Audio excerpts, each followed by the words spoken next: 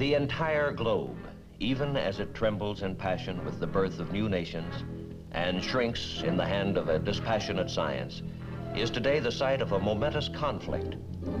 As each side attempts to prove to the world the superiority of its position, the conflict is fought with the words of diplomats, with gestures of friendship and help to uncommitted countries, even with cultural demonstrations.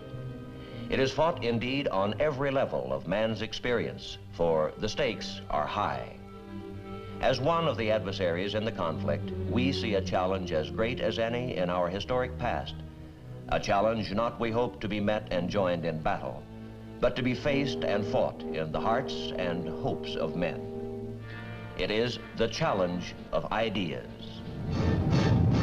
The United States Army presents The Big Picture, an official report produced for the armed forces and the American people.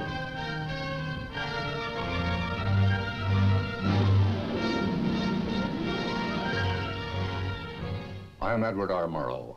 For a little while, I would like to review with you the great conflict of our times, one which demands and must get the attention and the involvement of each one of us. By maintaining an alert readiness to meet the threat of aggression, America's armed forces, in concert with those of its allies, are serving as a deterrent to war. But the truth is that involvement in this conflict is far-ranging indeed. It touches not only members of the armed forces and their families, but everyone who supports the mission of the armed forces, every defense worker, every taxpayer who foots the bill. Who, in fact, is not involved? And the conflict itself, how can it be defined? Well, let's look at it this way. The communist bloc would like to see the entire world under communist domination. Over the years, as the strength and determination of the free world has gradually convinced communist leaders that aggressive war would be a reckless and costly gamble, they have begun to talk more and more about their ability to win from us in the arena of ideas.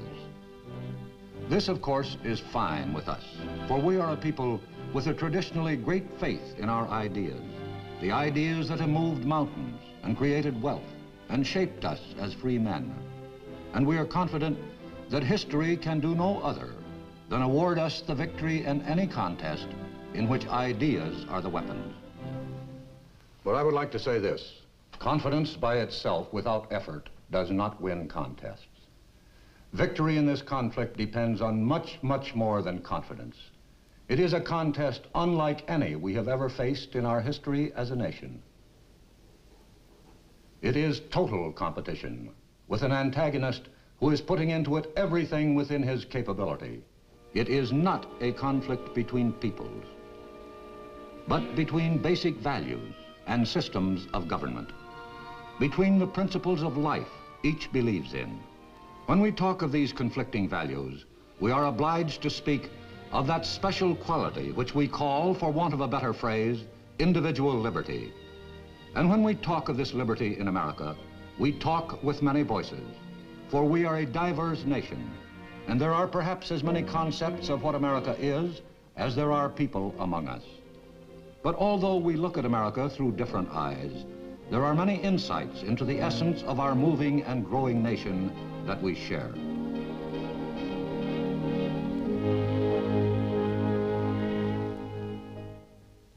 I'm John Wayne.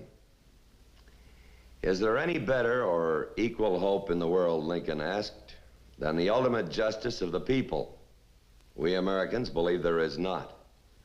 The stonework of our national life is made of this belief. We believe in many things, but this belief that man is a responsible being bears out our own unique stamp as a nation. As a people, we are active and often noisy. We are industrious, oftentimes to the bafflement of ourselves and our friends. We relax as hard as we work.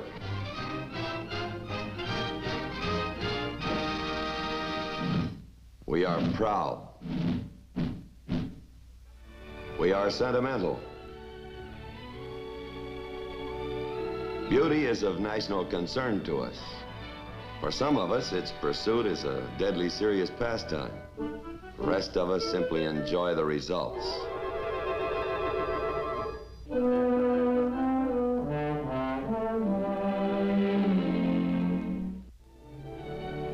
Some of our national spirit shows up in the monuments we erect, the large ones and the small ones. It rings through the music which animates us. Attaboy, Homer, swing it!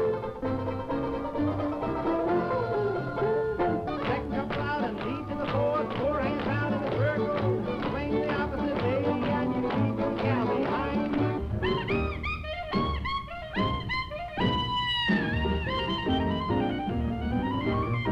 Jerry dodged that bullet and he stomped the deck.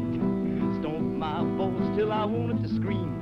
Should have killed him 'cause he's so down mean. We're gonna rock around the clock tonight. Rock, rock, rock to broad daylight. We're gonna rock around the clock tonight. My eyes have seen the glory of the coming of the Lord.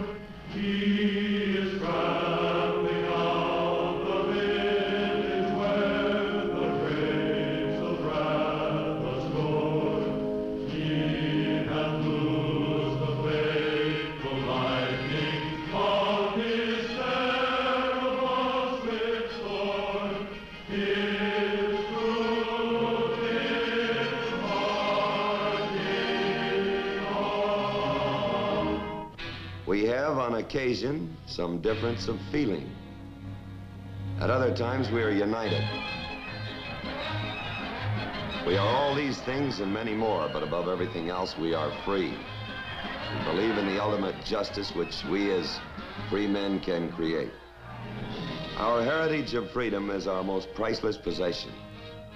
Men before us have died to keep it alive, and men in our times have done the same. But although men have died to preserve it, and may die again, the glory of this heritage is the vision of life that it has given us. A life of dignity and nobility of spirit, such as men have never before been enriched by in the long march through the history they have recorded.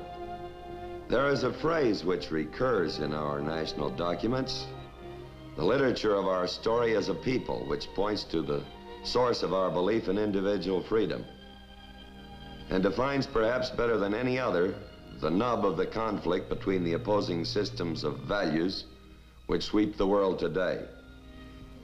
That phrase is, "This nation under God." That phrase and others like it set the standard of our concept of man. As a creature of God, man is a being with dignity and conscience, with the ability to determine right from wrong and the obligation to act on that right. From this belief in man as a responsible being flow the beliefs in his other qualifications which we accept, usually even without bothering to think about them, as parts of that vague condition which we call the American way. His ability, indeed his right to explore the truth in all things, his ability to govern himself, and his ability to handle his own economic problems.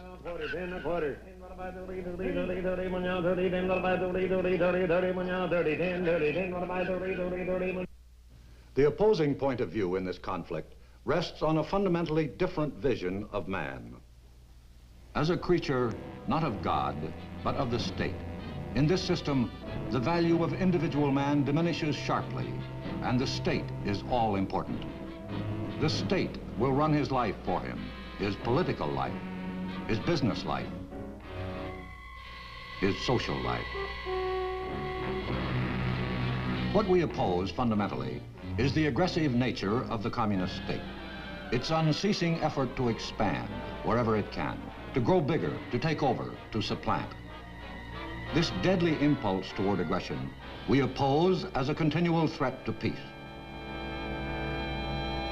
These are the contrasting points of view between the major antagonists in the conflict which has become known over the last decade as the Cold War. For an appraisal of this continuing and protracted conflict, we can go to a reporter who has watched the growing conflict with the perception of a trained military observer. I am Hanson Baldwin. The areas in white on this map represent the part of the world composed of ourselves and those who share our beliefs. The communists seek constantly to win an advantage in the minds of the people here and to separate us. The black portion of the map is the communist-dominated part of the world controlled by the Soviet Union and the Chinese Communist regime. And of tremendous importance is that part of the world which is attached to neither camp, the uncommitted nations of the world, represented in gray on the map. For the most part, these nations are absorbed with their own problems. Either they are newly independent after years of domination by a foreign power, or they are still seeking independence. A strong tide of nationalism sweeps over this part of the world, and with it, a mistrust of anything they feel is associated with the old ways of colonialism. They are not committed to either side in the conflict. Our own policy toward them has been one strictly of watchful, non-intrusive friendship, giving help when help is asked for, but otherwise keeping hands off their internal affairs. The communists have been more direct. Their local party members have not hesitated to exploit to their own advantage the passions that smolder in these new states, and to identify themselves in the minds of the people there, whenever possible, with anti-colonialism, and us with its opposite. It is part of their worldwide technique.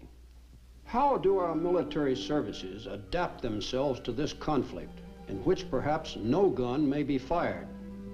By recognizing that the activities and performances of all their members in every foreign country in which they are stationed will either add to or detract from the goodwill our nation needs in this contest for the respect of the peoples of the world.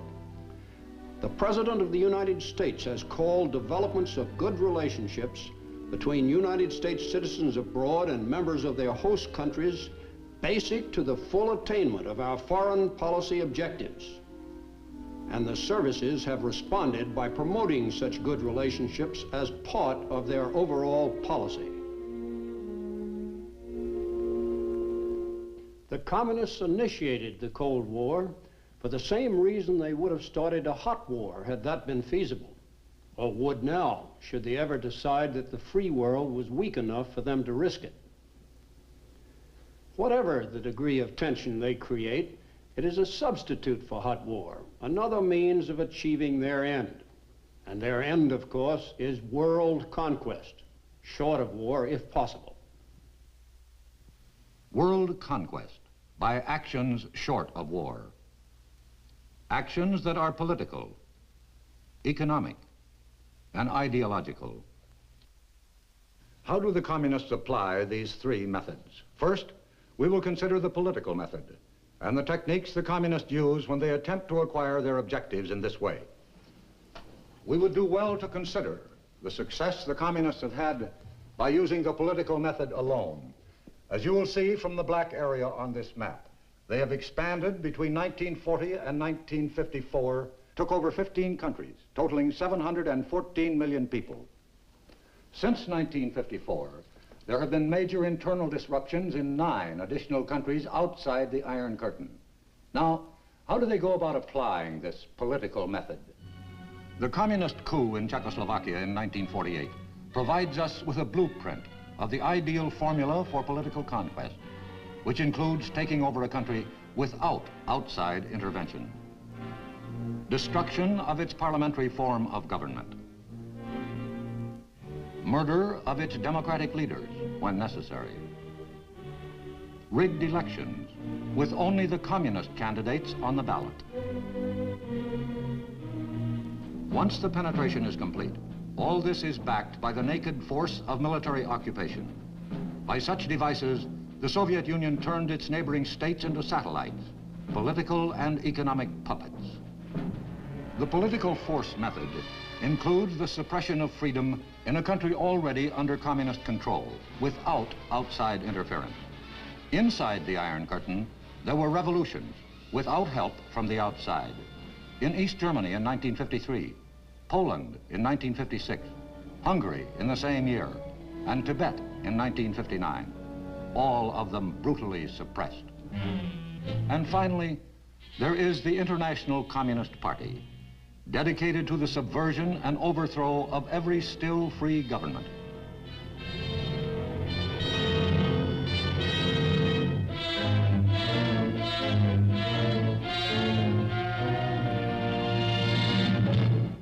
Where the political method may not prevail, there is always the economic method.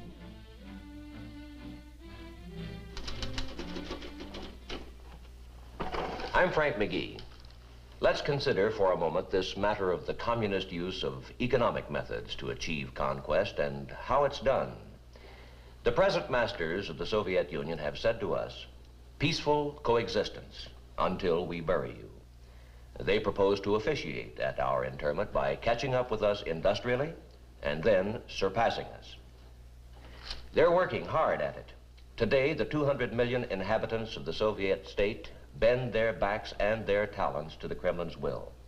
And Sputnik and Sputnik's successors have proved conclusively enough the USSR's proficiency in the area of technical ability. Throughout the vast stretches of this empire, you find new industrial cities, plants, assembly lines, the most modern equipment. Soviet products of every description awaiting delivery and reaching industrially backward areas of the non-communist world. Teams of Russian technicians are available to operate this machine. This is economic penetration, paving the way for political takeover. The hand of Soviet friendship, which usually precedes an attempt at economic penetration, has been reaching into every part of the world which shows the slightest inclination to receive it. A few statistics will demonstrate how serious this threat is becoming to the free world. Of the entire annual Soviet economic capability, their gross national product, 70%, or it may run as high as 80%, is devoted to the area of heavy industry. The U.S. and free world share of gross national product devoted to the same area is certainly not much more than 20%. In terms of volume applied to this area of gross national product, the Soviet Union is beginning to surge ahead. Finally, the communists attempt ideological penetration. Perhaps their strongest efforts go into this kind of penetration into the free world. Before we talk about ideological penetration itself, let's take a look at the reasons why this form of penetration is so important to the communists. For one thing, communist aggression has alarmed many free nations and produced their united will to resist. These nations have implemented their will to resist all other forms of Soviet penetration through a number of trade agreements.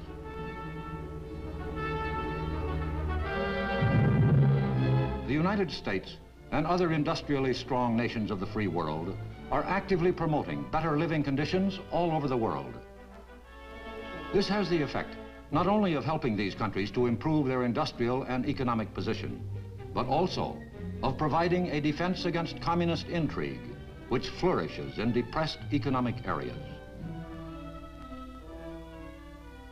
The military potential of the free world has been revived by such mutual defense pacts as the North Atlantic Treaty Organization in Europe, the Southeast Asia Treaty Organization to counter aggression in this part of the world, the ANZUS Treaty, and the Rio Treaty to provide hemisphere defense. All over the world, our allies are now setting up their own defense bases with the technical know-how to operate them. This kind of military help by us is not by any means a one-sided operation. The nations involved contribute as heavily as they can. This banding together by nations with a common purpose has produced strength not only in the military and economic fields, but in the realm of moral and spiritual values as well. At a meeting of the NATO Atlantic Congress in 1959, a statement was adopted which called attention to the moral unity binding the member nations. This document recognizes respect for human dignity as the inalienable basis of civilization. Among the fundamental rights of man specifically named are respect for the sanctity of human life, the right to freedom of speech, of conscience and religion, of opinion and belief, the right of every man to work and to receive his just reward, the right of the family to stability, and the right of parents over their children and their education. In all these ways, economically, militarily, morally, the world outside the communist orbit slowly draws itself together. The practical communists appraise this consolidation of free world defenses. It confronts them with a serious deterrence to their world ambitions. Hence, they must destroy Allied unity, or at least weaken it. How? Well, here we return to the subject of ideological penetration. For if all other forms of penetration don't work, if the united strength of the non-communist world makes political penetration unfeasible and economic penetration unsuccessful, if cultural penetration does not do the job, the communists can always hope to succeed by resorting to ideological warfare against their strongest opponent, meaning us. Americans go home. Wall Street warmongers, down with American imperialism. Peace, yes, peace, their propaganda screams. On communist terms, naturally. Inside the free world, communists and their sympathizers seek to foment suspicion and distrust of our motives, even attempt to influence our allies to eliminate our overseas bases, which are protecting them as well as us. Their mediums of mass communication are tireless in vilifying us as a nation and as individuals, such as depicting you as a brute and a ravager. Is there a chance that the communists will succeed? Is there a possibility that our allies will accept this malicious perversion of us and everything we stand for? In large part, that is going to depend on how thoroughly we understand this conflict and how dedicated we are to victory.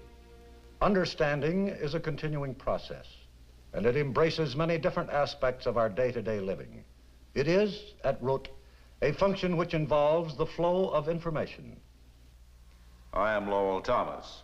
We live amid the greatest abundance of information any people has ever had. But survey after survey reveals an astonishingly low informational level among us. To be sure, the right to remain uninformed is one of the privileges of a democracy, but in a contest such as the one we are engaged in, it is one of the surest ways of losing our freedom. Being informed does not mean only keeping up to date on current events, important though that is. It means also being aware of developments within our own nation and the forces that move through it, its weaknesses as well as its strengths. We all too often dishonor our freedom and demean it. But that's not the full story. If it were, our system would have collapsed long before this. The full story is in the progress we consistently make through law and through education, the way free men must. The communists would like to have you, as well as people in every country in the world, believe otherwise. And once they have succeeded in letting the idea take root that our deficiencies are our chief characteristics, once they have managed to erode our faith in ourselves at least a little, that much of the battle is lost. A snake of a whisper is abroad that Americans have lost touch with their past. Is it true? It can't be, if we are to survive and win. If we understand the conflict, then we understand the need to keep America strong in her greatest challenge by keeping alive the standards and the traditions which have been her glory. What are the bulwarks of our past upon which our society has been built? There are many, and we have discussed some of them. Our spiritual heritage, our belief in individual liberty. But there is yet another, as important as any of these. I am Helen Hayes. Many of us who are living now will never see the end of the conflict which dominates our lives. Leaders change, and leadership passes from one generation to the next. But for generations, or certainly for many years, the challenge which confronts us will continue. So it becomes not just a hope, but an urgent condition for a peaceful future that those who are catapulted into the problems of maturity with every passing year will understand the challenge and devote themselves to it even as you and I must. Interest cannot lag, efforts cannot cease. It will require the sternest kind of dedication, bred as it were into the American character. The training grounds in which this discipline will be planted and perfected are the institutions which have shaped our society, particularly the home, which has always been in our culture the nucleus of society itself. The home is the wellspring of the strongest qualities of citizenship, and it must remain so if we are to preserve the toughness of moral fiber, which is our strongest heritage. A toughness of moral fiber, a belief in the right, as God gives us to see the right, as Lincoln put it in words which are carved into our national soul. These are the sinewy threads of our past. Keeping America strong, this is our challenge. Keeping the vision of liberty bright, keeping the threads of our past, the strands of moral toughness with which our history is bound. Moral toughness, the quality which made men work instead of weep on the hostile shores of New England, which bled mortally yet never died on 100 fields and oceans stretching out from Valley Forge, which moved strong men west, bringing with them first only their pride, then their railroads, which built cities and governments,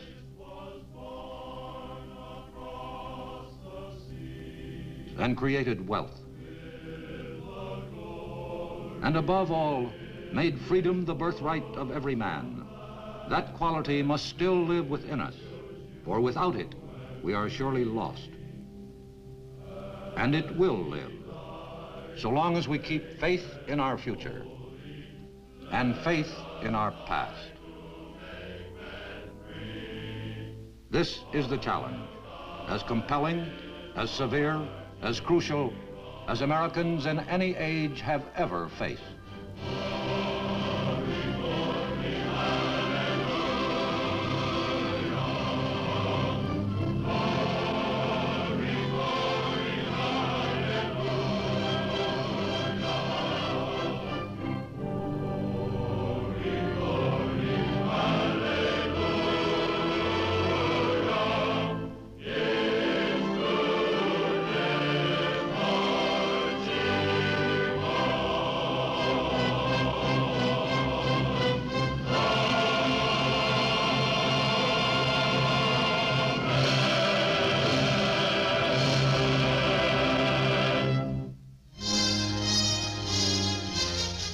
The Big Picture is an official report for the armed forces and the American people. Produced by the Army Pictorial Center.